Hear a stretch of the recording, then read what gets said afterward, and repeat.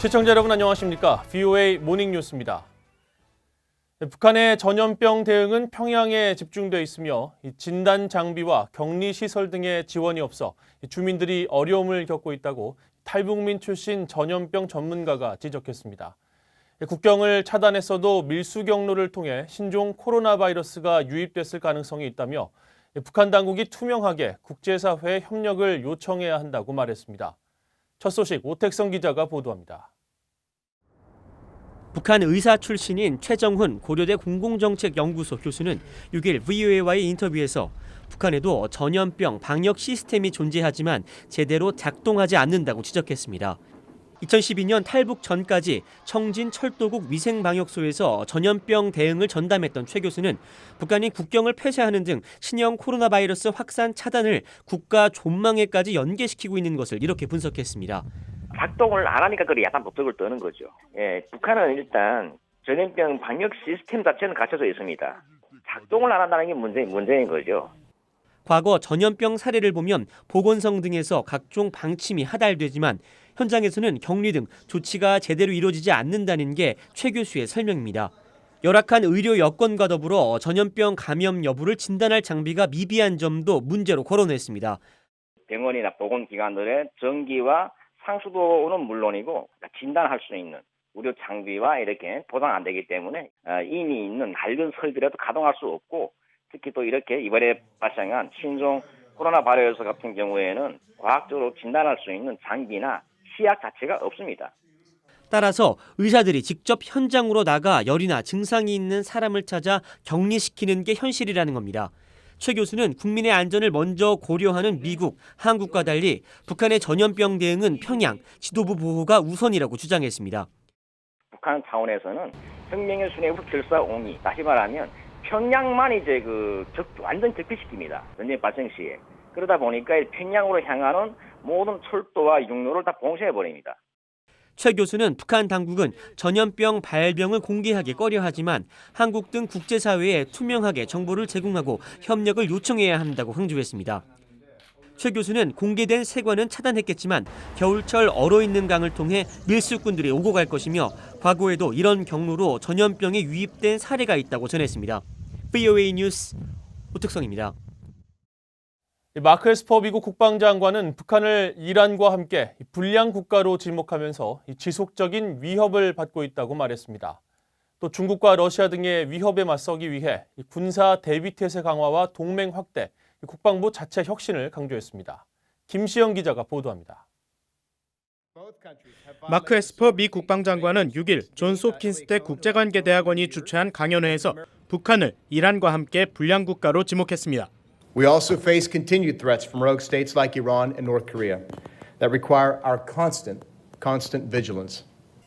에스퍼 장관은 그러면서 미국의 국방 전략에는 이 같은 도전을 극복하기 위한 세 가지 노력이 있다면서 미국의 군사 대비 태세와 동맹 구축, 국방 개혁을 꼽았습니다.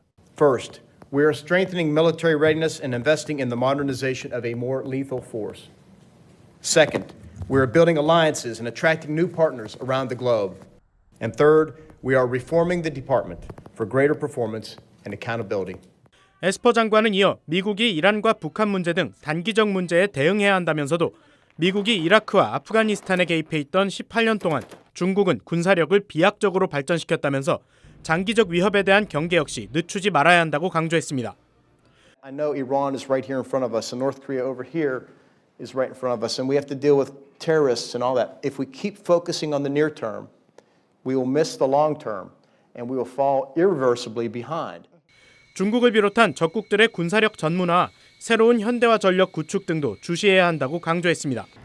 에스퍼 장관은 그러면서 미국의 국방 전략은 강대국들이 경쟁하는 새로운 시대에 경쟁 우위를 유지하는 계획을 보여준다고 말했습니다. VOA 뉴스 김시영입니다. 제임스 맥콘빌 미 육군 참모총장이 7일 서울에서 박한기 한국 합참의장을 만나 한반도 안보 상황에 대한 평가를 공유하고 양국 군 당국 간 협력 증진 방안을 논의했습니다. 이 두 사람은 이날 회동에서 굳건한 한미동맹을 기반으로 연합 방위태세를 확고하게 유지하고 한반도의 완전한 비핵화와 평화 정착에 기여하기 위한 양국 정부의 노력을 군사적으로 뒷받침하도록 지속적으로 협력한다는 데 의견을 같이 했다고 한국 합참이 전했습니다. 맥콘빌 총장은 이 자리에서 연합 방위 태세 유지를 위한 미 육군 차원의 노력을 더욱 강화할 것이라고 밝히고 박 의장은 미 8군을 비롯한 육군 전력의 한반도 방위에 대한 기여를 높게 평가한 것으로 전해졌습니다. 체코 정부가 김정은 국무위원장의 숙부인 김평일 전 체코 주재 북한 대사에게 비핵화와 인권 개선을 촉구했다고 밝혔습니다. 또 김 전 대사가 지난해 11월 4일 귀환했다고 공식 확인하면서 신임 대사와도 관련 논의를 계속할 것이라고 전했습니다. 박형주 기자가 보도합니다. 체코 외교부의 주잔나 슈티코바 대변인은 6일 김평일 전 체코 주재 북한 대사에게 핵과 인권 문제에 대한 우려를 직접 전달했느냐는 VOA의 질문에 유엔 안보리 제재들은 계속 진행 중인 북한의 핵과 미사일 프로그램에 대한 국제사회의 대응이라는 점을 김 전 대사에게 여러 차례 반복해서 말했다고 답했습니다. 특히 체코 관리들이 김평일 전 대사의 임기 마지막 기간에 그를 만나 한반도 비핵화의 필요성을 강조했다고 설명했습니다. 다만 체코 측의 이런 문제 제기에 김 전 대사가 어떤 반응을 보였는지에 대한 질문에는 답하지 않았습니다. 슈티코바 대변인은 체코 정부가 김 전 대사에게 북한 인권 문제를 제기했다는 점도 분명히 했습니다. 인권 관련 논의는 체코의 해외 파트너들과의 대부분의 대화에서 필수적인 부분이라는 점을 김 대사에게 알렸다는 설명입니다. 따라서 인권 문제에 대한 관심은 도발이 아니며 인권 대화를 회피하는 것은 불필요한 실수라고 강조했습니다. 또 체코는 최근 북한 인권 상황에 중대한 개선이 이루어지지 않은 것을 유감스럽게 여긴다며 유엔 인권이사회와 다른 국제 포럼에서 북한 지도부의 구체적 행동을 취할 것을 촉구하는 등 적극적으로 활동하고 있다고 소개했습니다.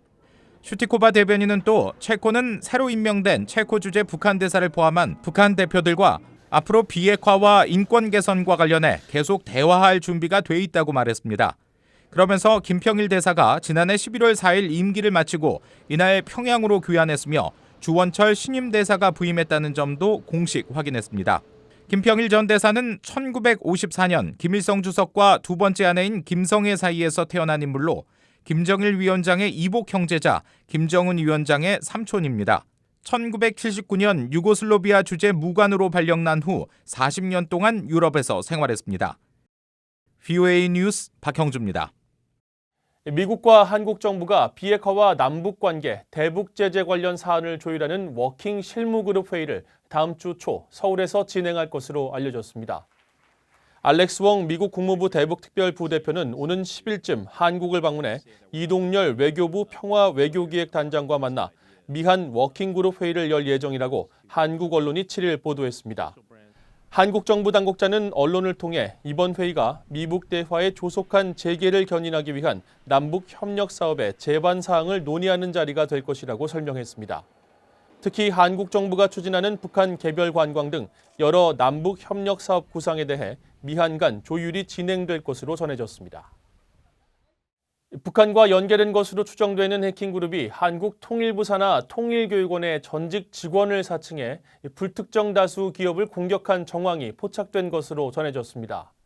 한국 보안 전문 기업인 이스트 시큐리티 대응센터는 7일 특정인의 실제 주민등록등본 PDF 스캔 파일로 위장한 악성 파일을 지난 6일 발견했으며 한국 내 중소기업이 이 메일을 받은 것으로 미뤄 여러 기업에 유포된 것으로 추정한다면서 북한 연계설이 제기되고 있는 해킹 조직 김수키를 공격 배우로 지목했습니다.